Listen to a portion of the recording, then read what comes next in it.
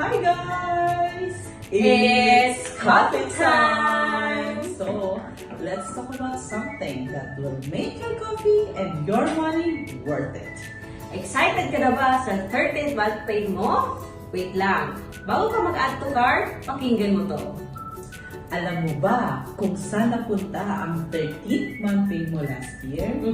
Kung hindi mo naalala, well, ayun na nga, nawala na ng parang bula. Yes, so this year, let's break that cycle. Here are 3 simple but smart ways para hindi na siya mawala ng ganun-ganun na lang. Number 1, maglaan ng purpose bago dumating.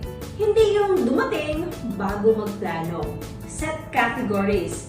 Example, maglaan tayo ng 50% para sa savings or investment.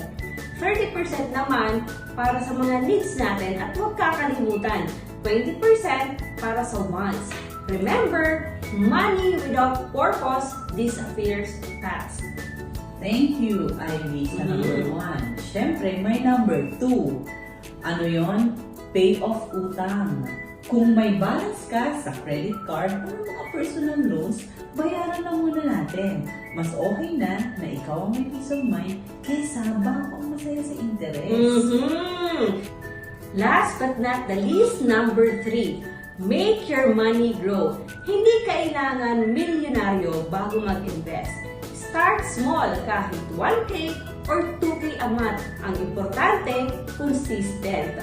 Ang mahalaga din, you make your money or 30th month pay work for you. Hindi lang puro work for the bills.